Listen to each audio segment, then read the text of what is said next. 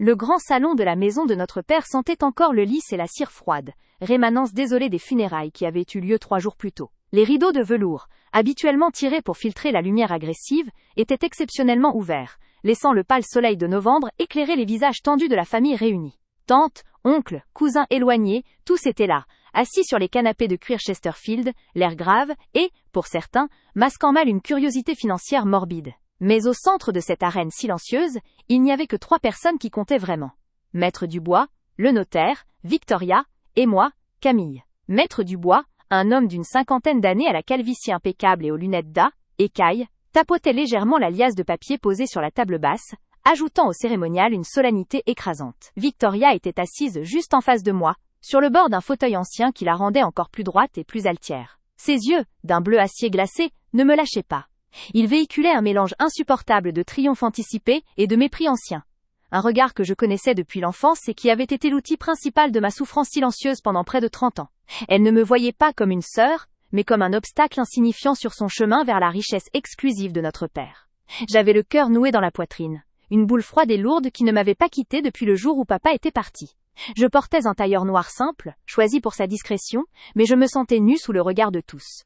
Je savais ce qui allait arriver. Je savais que, quelle que soit la lecture officielle du testament, Victoria trouverait un moyen de ôter toute dignité restante. J'avais encaissé tant de coups sous le manteau, tant de critiques sournoises et de mensonges distillés à notre père, que Ginny était préparée à l'humiliation, habituée à être l'ombre, la cadette mal aimée. Mais cette fois j'avais une carte que personne ne soupçonnait. Mon téléphone, scellé dans la poche intérieure de ma veste, était ma seule encre, la preuve secrète que je gardais depuis des mois. Maître Dubois éclaircit sa gorge, le son rompant le silence pesant.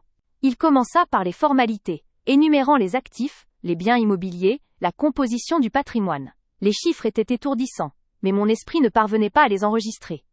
J'attendais le moment où nos noms seraient prononcés, où la sentence serait lue. Le défunt, Monsieur Édouard Lenoir, a toujours eu à cœur l'avenir de ses filles, déclara Maître Dubois d'une voix monocorde, lisant les premières phrases d'intention. Il a veillé à ce que ses dernières volontés reflètent non seulement son amour, mais aussi son évaluation objective de la dignité et de la capacité de gestion de chacune.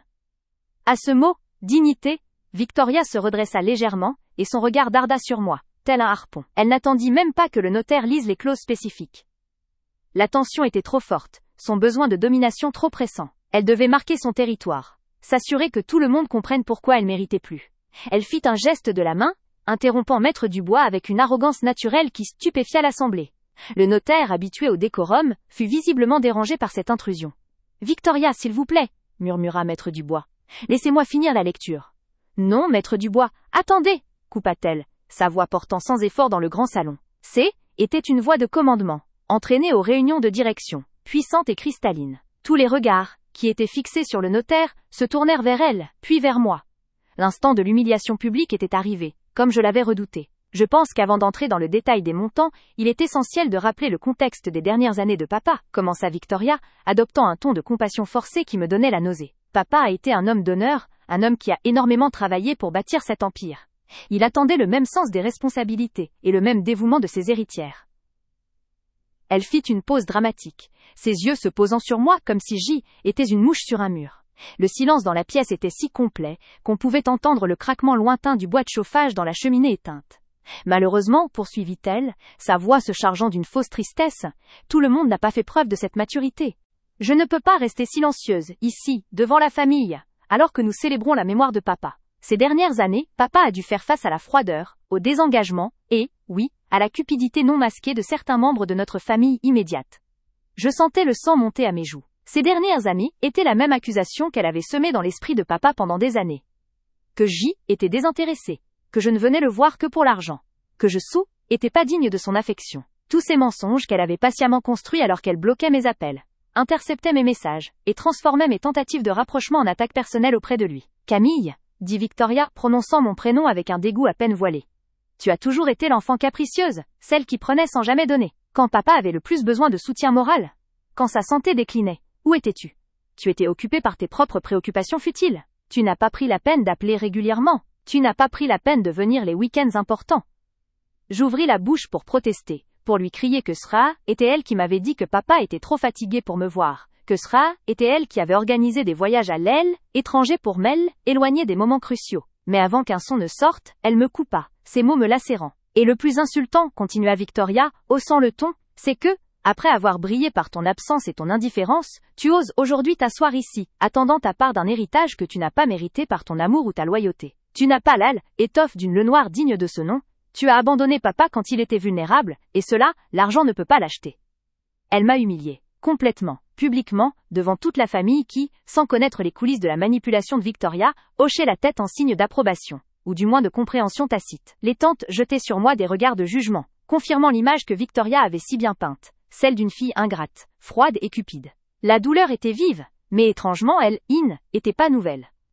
Était la résurgence d'années de mépris silencieux, de nuits passées à pleurer l'injustice de la relation brisée avec mon père. Victoria avait gagné la guerre des sentiments, s'assurant que papa la voie comme la seule fille dévouée. Pendant qu'elle parlait, mes mains tremblaient sur mes genoux. Je pouvais sentir les larmes monter, brûlantes, menaçant de déborder et de confirmer sa version des faits, celle de la femme faible et désemparée. Mais je me suis souvenu du jour où j'avais enfin compris que ces manipulations n'étaient pas le fruit d'une jalousie passagère, mais d'un plan machiavélique pour écarter définitivement. Ce jour-là, par pure chance, j'avais laissé mon téléphone en mode enregistrement dans la cuisine, avant qu'elle ne me rejoigne pour discuter de la santé de papa. L'enregistrement. La preuve. Alors que Victoria achevait son réquisitoire moral, gonflée d'une satisfaction malsaine, je la fixais. Son visage exprimait la certitude absolue de son impunité. Elle pensait m'avoir détruite, m'avoir privée de tout droit moral et financier. Elle pensait que cette humiliation publique serait ma dernière défaite. J'ai serré la mâchoire. Je ne pleurerai pas. La rage froide qui m'habitait était bien plus puissante que la tristesse. Maître Dubois, visiblement mal à l'aise, se racla de nouveau la gorge, prête à reprendre le contrôle de la salle. « Victoria, il est temps de revenir à l'objet de cette réunion », dit le notaire fermement. Victoria sourit, un sourire mince et cruel, s'assurant que j'avais bien reçu son message. Elle se rassit, confiante dans le fait que son discours venait de préjustifier l'injustice qui allait être lue dans le testament. « Continuez, maître, » dit-elle d'un ton magnanime. Je voulais simplement m'assurer que la famille comprenne bien pourquoi certaines décisions ont pu être prises par papa. Maître Dubois hocha la tête, peu convaincu, et reprit ses lunettes. Il arriva enfin à la section cruciale, celle de la distribution du patrimoine financier. La tension atteignit son paroxysme. Je vais maintenant vous lire la clause 4 concernant la répartition des parts. Alors que Maître Dubois commençait à énoncer les premières lignes, mentionnant les montants réservés à Victoria, et avant qu'il n'arrive à la phrase qui devait officialiser mon exclusion ou ma part minime, j'ai pris une grande inspiration. La douleur invisible accumulée depuis tant d'années se cristallisa en une détermination glaciale. J'ai sorti mon téléphone de ma poche, sans hâte, et j'ai connecté discrètement le Bluetooth à la petite enceinte discrète posée sur étagère, que nous utilisions habituellement pour écouter de la musique classique. Je n'avais pas l'intention de laisser Victoria finir son œuvre destructrice. La révélation se ferait maintenant devant tous, au moment exact où elle pensait avoir définitivement triomphé. J'ai gardé en secret cette preuve. Il était temps de la dévoiler. Maître Dubois s'apprêtait à lire le montant de la part de Victoria lorsque j'ai tapoté l'écran de mon téléphone, lançant l'enregistrement que j'avais précieusement nommé « La vérité de Victoria ». Le son, d'abord faible, puis amplifié par l'enceinte, se répandit dans la pièce. Ce n'était pas ma voix, mais celle de Victoria, distincte, nette et terriblement dénuée de toute affection, prononçant des mots qu'elle pensait être destinés à l'oreille d'une amie, ou de son reflet dans le miroir. « Garino. Bien sûr que j'ai intercepté ces lettres, » commençait la voix de Victoria, claire et audible pour chaque personne dans le salon. « Tu crois vraiment que je vais laisser cette idiote de Camille s'approcher de papa maintenant ? Il est trop faible pour voir ses jeux, mais pas trop faible pour modifier son testament. » La salle, qui était déjà silencieuse, devint absolument pétrifiée. Maître Dubois s'arrêta net, les yeux écarquillés au-dessus de ses lunettes. Victoria, qui venait d'entendre sa propre voix, devint livide, le triomphe écrasant brutalement sur son visage. Non. Je lui ai dit qu'il valait mieux pour lui qu'elle ne vienne pas, que ses visites le fatiguaient. Et puis je lui ai glissé que Camille avait posé des questions très précises sur la liquidité des comptes la dernière fois qu'elle est venue. Il a suffi de ça. Un peu de venin bien placé. Papa ne lui fera jamais confiance maintenant. Elle est indigne de l'héritage, c'est moi qui vous le dis. Moi seul mérite tout, j'ai passé 1 an à orchestrer ça. J'avais révélé la vérité sur sa trahison. Le magnétophone continuait de cracher les paroles de Victoria, exposant chaque mensonge, chaque interception de courrier, chaque mot perfide semé dans l'esprit de notre père. Victoria se leva d'un bond, le visage déformé par une panique et une fureur incontrôlables, tandis que l'enregistrement se poursuivait, la détruisant mot après mot devant l'assemblée. Maître Dubois, ses papiers tombés sur la table, regardait la scène avec une sidération totale. Les visages de la famille, quelques instants auparavant pleins de jugement à mon égard, étaient maintenant des masques de choc et d'horreur. L'enregistrement se termina sur un rire froid et satisfait de Victoria, avant que je n'appuie sur pause. Le silence dans la salle était total. Plus lourd que le deuil, plus froid que le marbre. Victoria était exposée, démolie. Ce jour-là, tout a changé. Je n'étais plus l'enfant humilié, mais celle qui détenait la vérité. Bien sûr que j'ai intercepté ces lettres, commençait la voix de Victoria, claire et audible pour chaque personne dans le salon. Tu crois vraiment que je vais laisser cette idiote de Camille s'approcher de papa maintenant? Il est trop faible pour voir ses jeux, mais pas trop faible pour modifier son testament. La salle, qui était déjà silencieuse, devint absolument pétrifiée. Maître Dubois s'arrêta net, les yeux écarquillés au-dessus de ses lunettes. Victoria, qui venait d'entendre sa propre voix, devint livide, le triomphe écrasant brutalement sur son visage. Non, je lui ai dit qu'il valait mieux pour lui qu'elle ne vienne pas, que ses visites le fatiguaient. Et puis, je lui ai glissé que Camille avait posé des questions très précises sur la liquidité des comptes la dernière fois qu'elle est venue. Il a suffi de ça, un peu de venin bien placé. Papa ne lui fera jamais confiance maintenant. Elle est indigne de l'héritage, c'est moi qui vous le dis. Moi seul mérite tout, j'ai passé un an à orchestrer ça. J'avais révélé la vérité sur sa trahison. Le magnétophone continuait de cracher les paroles de Victoria, exposant chaque mensonge, chaque interception de courrier, chaque mot perfide semé dans l'esprit de notre père. Victoria se leva d'un bond, le visage déformé par une panique et une fureur incontrôlables, tandis que l'enregistrement se poursuivait, la détruisant mot après mot devant l'assemblée. Maître Dubois, ses papiers tombés sur la table, regardait la scène avec une sidération totale. Les visages de la famille, quelques instants auparavant pleins de jugement à mon égard, étaient maintenant des masques de choc et d'horreur. L'enregistrement se termina sur un rire froid et satisfait de Victoria, avant que je n'appuie sur pause. Le silence dans la salle était total, plus lourd que le deuil, plus froid que le marbre. Victoria était exposée, démolie. Ce jour-là, tout a changé. Je n'étais plus l'enfant humilié, mais celle qui détenait la vérité. Le clic sec du bouton pause résonna comme un coup de fusil dans la pièce. Elle, écho du rire de Victoria, ce son métallique et dénué de chaleur, évanouissait lentement dans l'air stagnant, chargé de l'odeur âcre des lys fanés et de la poussière accumulée sous l'effet de l'inactivité. Victoria resta debout, figée, comme si elle venait être frappée par la... Le grand salon de la maison de notre père sentait encore le lys et la cire froide, rémanence désolée des funérailles qui avaient eu lieu 3 jours plus tôt. Les rideaux de velours, habituellement tirés pour filtrer la lumière agressive, étaient exceptionnellement ouverts, laissant le pâle soleil de novembre éclairer les visages tendus de la famille réunie. Tantes, oncles, cousins éloignés, tous étaient là, assis sur les canapés de cuir Chesterfield, l'air grave, et, pour certains, masquant mal une curiosité malsaine face à la lecture du testament. J'y étais assise sur un fauteuil isolé, le dos droit, sentant le poids des regards sur moi, des regards qui oscillaient entre la pitié pour la cadette oubliée et la suspicion, alimentés par les murmures incessants de Victoria au fil des ans. Victoria, elle, trônait face à l'avocat, Maître Dubois, drapé dans une arrogance sombre, jouissant visiblement de l'atmosphère d'opprobre qu'elle avait patiemment tissée autour de moi. L'humiliation, était pas nouvelle. Elle était le fil conducteur de mon existence depuis que Victoria avait réalisé que je partageais avec mon père une sensibilité et un amour des arts qu'elle, femme d'affaires froide et pragmatique, ne comprendrait jamais. Mais l'humiliation publique, ici, dans ce salon chargé de la mémoire de papa, était la touche finale, le coup de grâce qu'elle attendait, pour asseoir sa suprématie. Je fermai brièvement les yeux, laissant le silence précaire de la salle m'envelopper, et je revins en arrière, dans ces années de mépris silencieux qui m'avaient conduite, par nécessité et instinct de survie, à garder un secret si lourd. Victoria avait commencé son travail d'isolement il y a 5 ans, lorsque la santé de papa avait décliné. Elle avait saisi l'opportunité de s'installer auprès de lui, prétextant son expertise financière pour sécuriser son patrimoine, mais en réalité, pour ériger un mur de suspicion entre nous. Ses méthodes étaient insidieuses, faites de demi-vérités et de mensonges distillés goutte à goutte. Elle insinuait que Jex était trop artiste pour comprendre les affaires familiales, que je ne m'intéressais à papa que pour son argent, que mes visites étaient espacées parce que j'attendais qu'il meure pour pouvoir vendre la maison qui était si chère.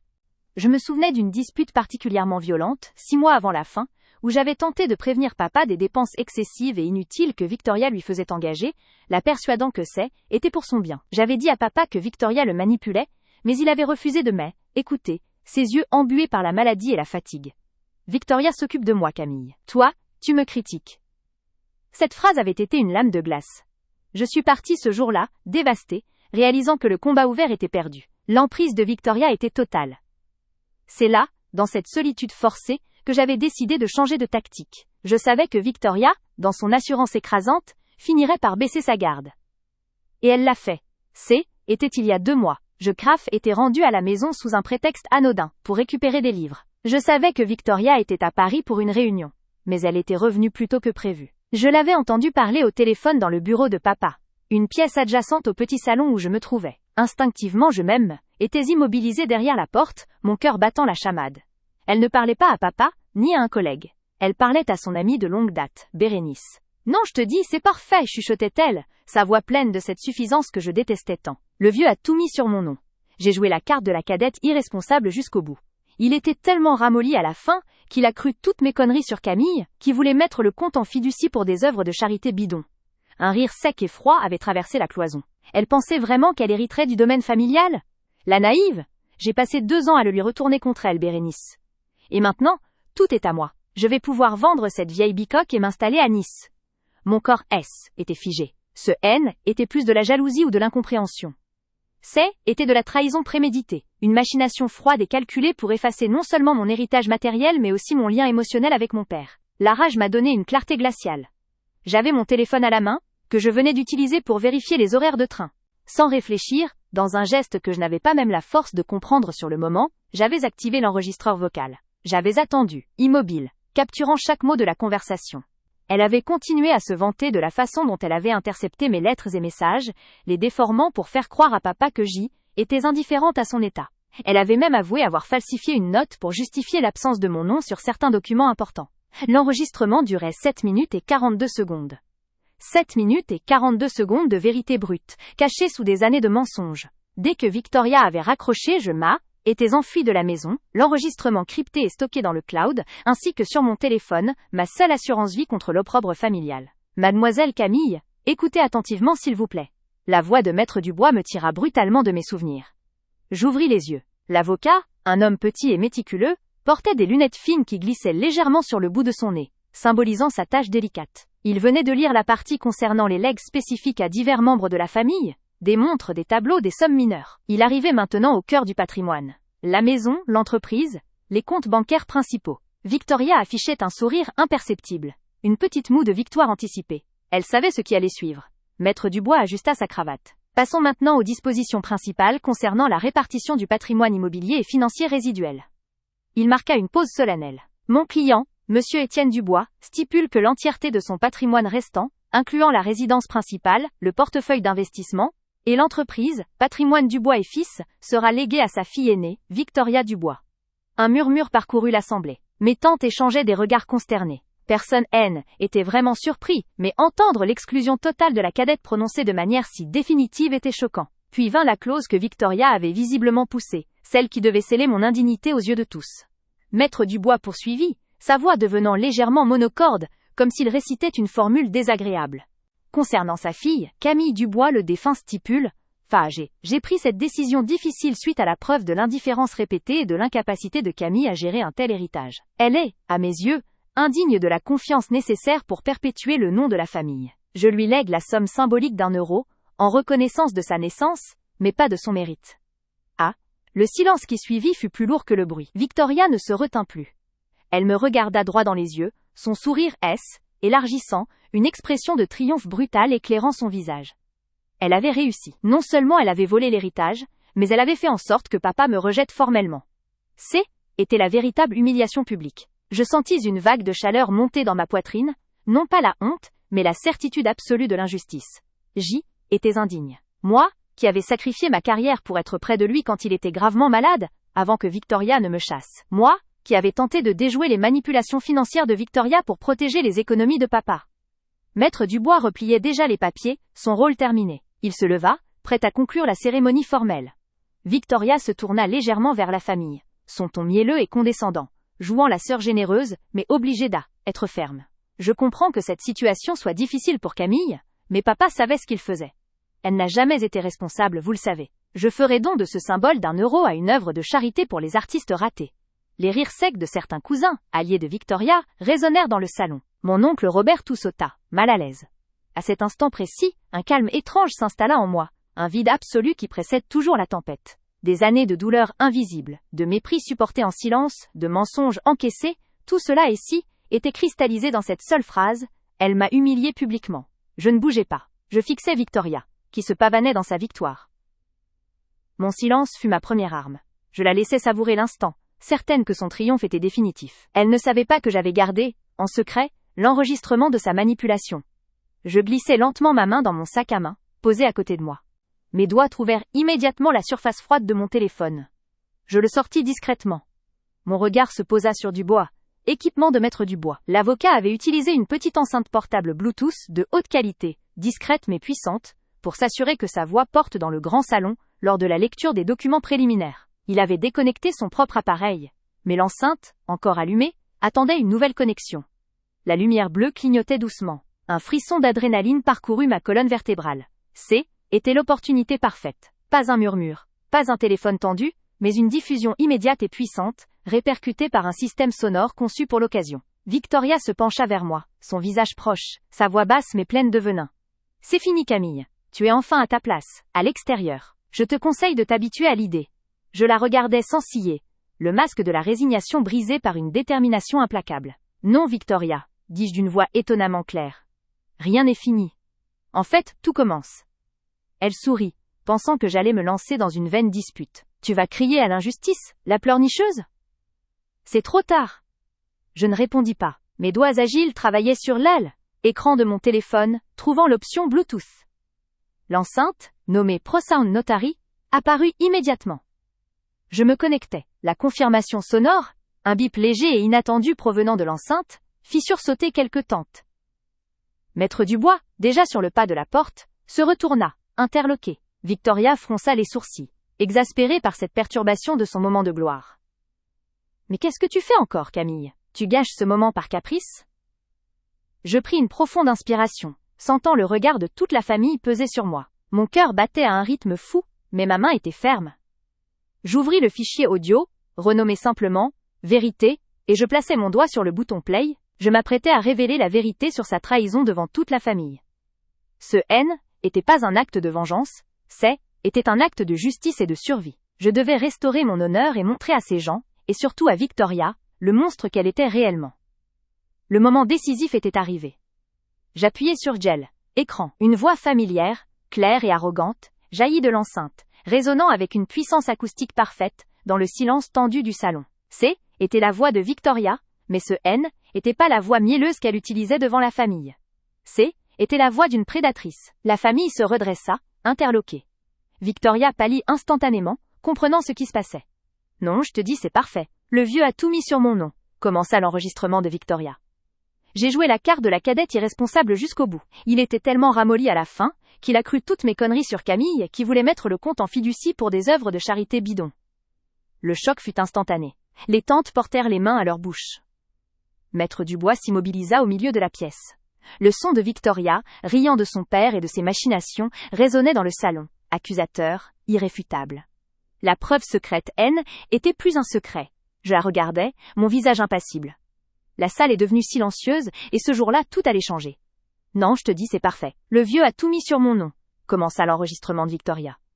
J'ai joué la carte de la cadette irresponsable jusqu'au bout. Il était tellement ramolli à la fin, qu'il a cru toutes mes conneries sur Camille, qui voulait mettre le compte en fiducie pour des œuvres de charité bidon. Un rire sec et froid traversa la pièce. Elle pensait vraiment qu'elle hériterait du domaine familial ? La naïve ! J'ai passé 2 ans à le lui retourner contre elle, Bérénice. Et maintenant, tout est à moi. Je vais pouvoir vendre cette vieille bicoque et m'installer à Nice. Le choc fut instantané. Il ne fut pas bruyant. Il fut physique. Une onde de stupeur qui figea chaque muscle, chaque respiration. Les tantes portèrent les mains à leur bouche, non pas en signe de surprise, mais d'horreur absolue devant l'impudeur crue du propos. La voix enregistrée, désincarnée, et pourtant si familière, jaillissait de la petite enceinte avec une fidélité acoustique des. Maître Dubois referma le dossier d'un claquement sec et professionnel, un bruit insignifiant qui résonna pourtant comme un coup de fusil dans la tension ambiante. Il remit ses lunettes sur son nez et balaya l'assemblée du regard. L'air grave, mais tentant de maintenir la neutralité requise par sa fonction. À ses côtés, Victoria affichait un sourire triomphant à peine dissimulé, savourant visiblement sa victoire, même si elle se forçait à arborer un masque de tristesse obligée pour le père qu'elle n'avait jamais vraiment aimé. La lecture était terminée, et l'injustice était consommée. L'avocat se racla la gorge, son regard s'arrêtant un instant sur moi, où je me tenais, raide, près de la cheminée. Voilà donc les dernières volontés de Monsieur Moreau, telles qu'elles ont été scellées en présence de témoins et en conformité avec la loi, déclara-t-il d'une voix monocorde, cherchant à ramener le calme. Sauf contestation légale formelle devant le tribunal, ce testament prendra effet immédiatement. Cependant, avant de lever cette assemblée, je dois vous poser la question de courtoisie. Si quelqu'un, Parmi les membres de la famille ici présents souhaitent faire une déclaration personnelle à l'attention de l'Assemblée, il est temps de s'exprimer. Était mon signal. L'occasion que j'avais attendue pendant ces si longs mois, depuis que le diagnostic de mon père avait été prononcé, et que Victoria avait intensifié son travail de sape. Je n'avais pas bougé de mon siège pendant toute la lecture, me contentant d'encaisser la douleur et la rage brûlante. Maintenant je me levais lentement, sans précipitation, mais avec une détermination que je ne était jamais connue. Le cuir du canapé gémit légèrement sous moi, et tous les yeux se braquèrent sur ma silhouette mince. Victoria, qui était sur le point de murmurer un mot à l'oreille de Maître Dubois pour accélérer son départ, se figea. Elle me jeta un regard à la fois surpris et profondément méprisant. Elle s'attendait à des larmes, à des plaintes chuchotées, ou peut-être à une sortie théâtrale et stérile, conforme à l'image de la sœur faible qu'elle était évertuée à construire pour moi. « Camille, tu vas enfin te plaindre ? Ne nous fais pas perdre de temps !» lança-t-elle, sa voix tranchante et pleine d'une condescendance calculée, s'assurant que tout le monde entende. Le ton était celui d'une maîtresse de maison réprimandant un enfant turbulent. J'ignorais Victoria, mon regard fixé sur le notaire qui me dévisageait avec une curiosité professionnelle. J'ai avancé vers la petite table centrale, là où reposait Chell, équipement audio sophistiqué de mon père, une enceinte Bluetooth que nous utilisions pour les dîners de famille. Les murmures reprenaient dans la pièce, un mélange d'agacement et de curiosité morbide. J'avais besoin que tout le monde entende clairement. J'ai sorti mon téléphone. Mes mains ne tremblaient plus. Elles étaient incroyablement stables, comme animées par une force extérieure. J'ai en effet une déclaration à faire. Ai-je prononcé, ma voix étonnamment ferme, rompant avec des années de silence et d'obéissance. Victoria haussa un sourcil amusé. Je me suis penchée et, avec une précision méthodique, j'ai activé le Bluetooth de mon téléphone et l'ai connecté à l'enceinte principale. Le petit bip cristallin de la connexion, amplifié par les haut-parleurs, résonna dans le grand salon. Je sentis le regard furieux de Victoria sur ma nuque. Elle commença à se lever. « Tu crois vraiment que tu peux ?» Baleng, commença-t-elle, mais je n'attendis pas la fin de sa phrase. J'ai appuyé sur Balak, résonne de Vic Play. Le son qui remplit instantanément la pièce était pas de la musique, ni ma voix. Était la voix de Victoria. Claire, froide et incroyablement distincte, enregistrée en secret il y a plusieurs mois, lors d'une conversation téléphonique qu'elle croyait privée, alors qu'elle se tenait dans le jardin près de la fenêtre ouverte. L'extrait commença brutalement, sans préambule, avec une franchise glaçante.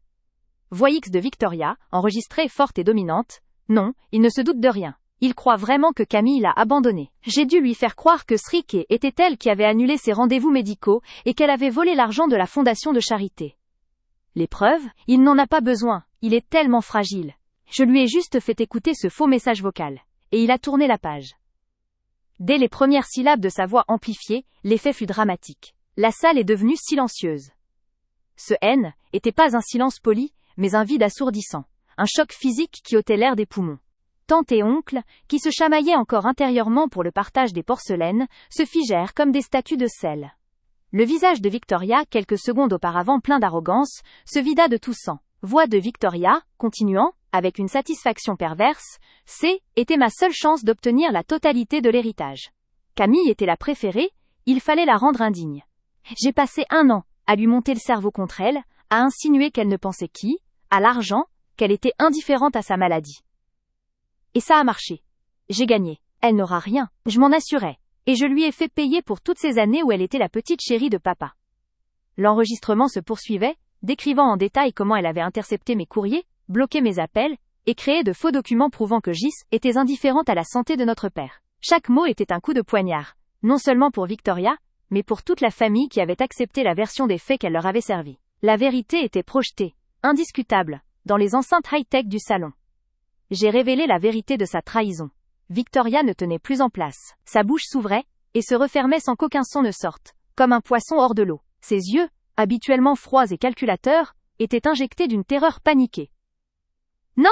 C'est faux! C'est un montage !»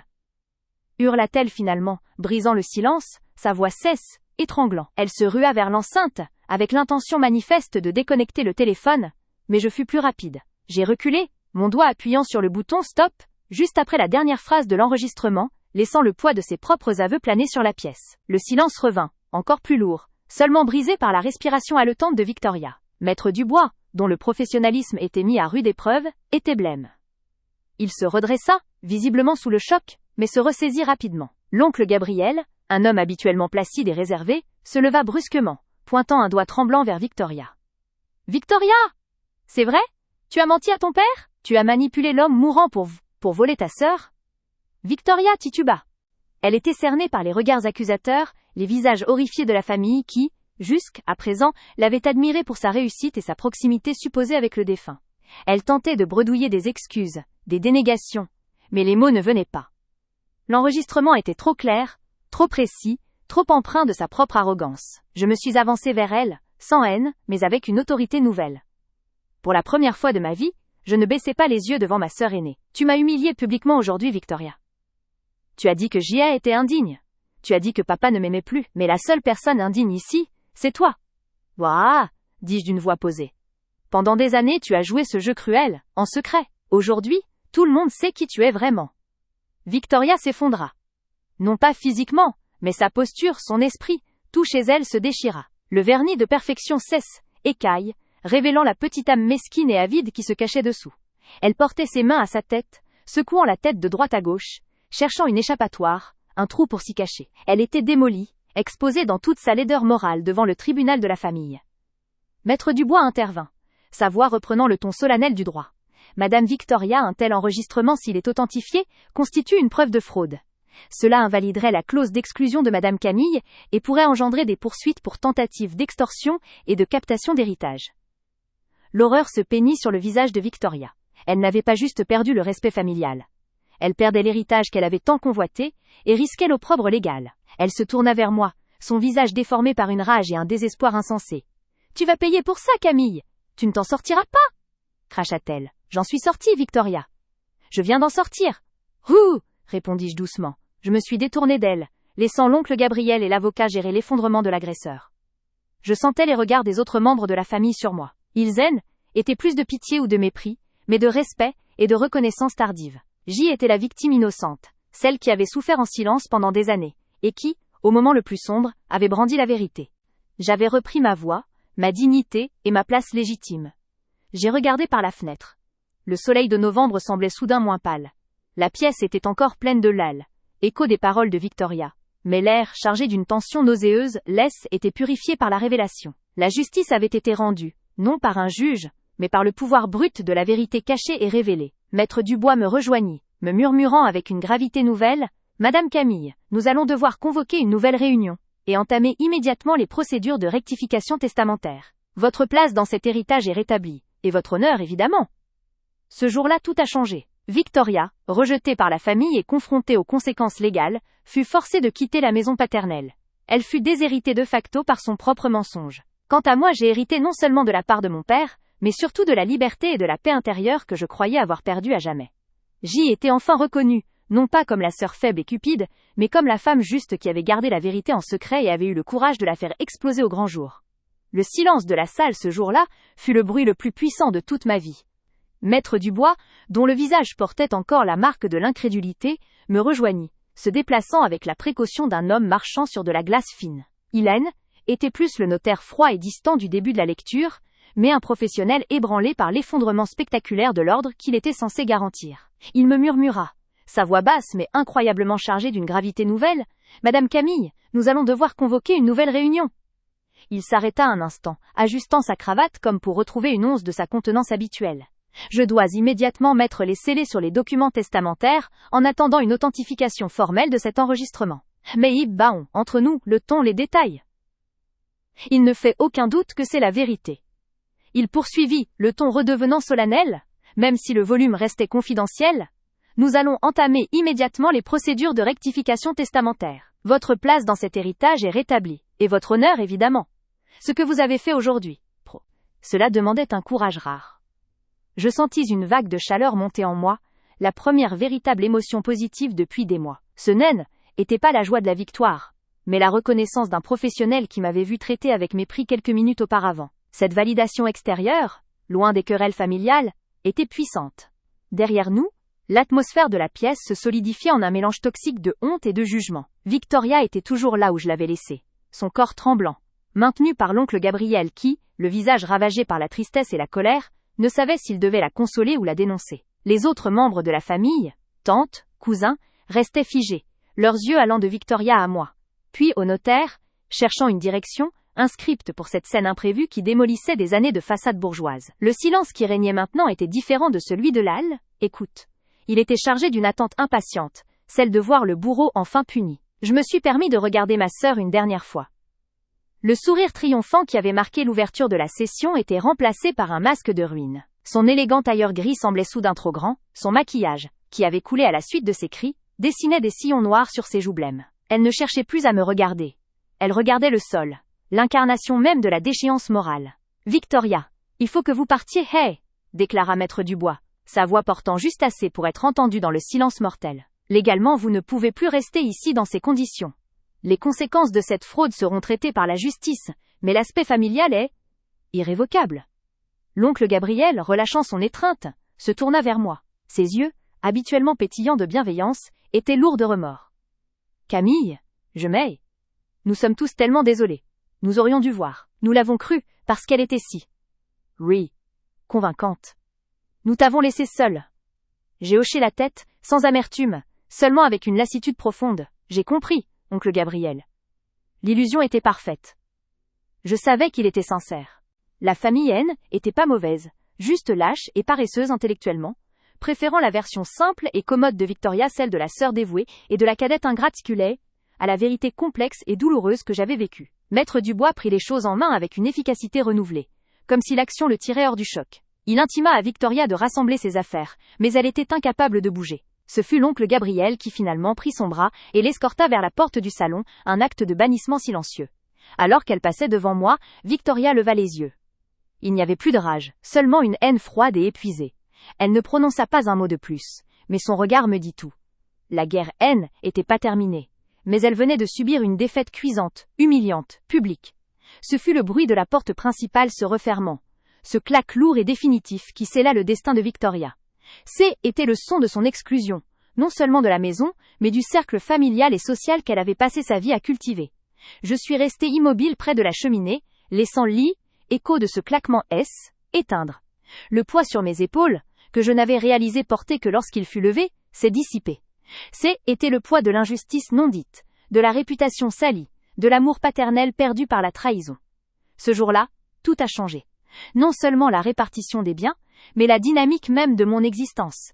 Victoria, rejetée par la famille qui se détournait désormais de sa toxicité, et confrontée aux conséquences légales potentiellement dévastatrices de son acte, Maître Dubois avait clairement indiqué qu'il y aurait une enquête pour fraude testamentaire, fut forcée de quitter la maison paternelle avant même que la nuit ne tombe. Elle fut déshéritée de facto par son propre mensonge, l'héritage moral qu'elle chérissait, le respect des autres étant évaporé avant l'héritage matériel.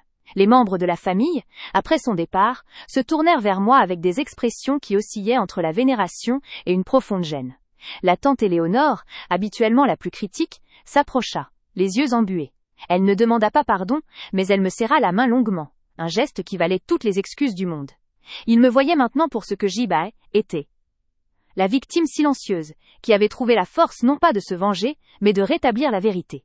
Quant à moi, j'ai hérité non seulement de la part de mon père la magnifique demeure, la fondation, la reconnaissance de mon statut, mais surtout de la liberté et de la paix intérieure que je croyais avoir perdue à jamais. L'argent, les biens, tout cela était secondaire. Ce qui comptait, dit Sria, était d'avoir lavé l'affront, d'avoir prouvé à mon père, même si lui n'était plus là pour l'entendre, que je n'avais jamais abandonné. La voix de Victoria dans l'enceinte avait été ma lettre posthume à lui, ma preuve d'amour et de fidélité.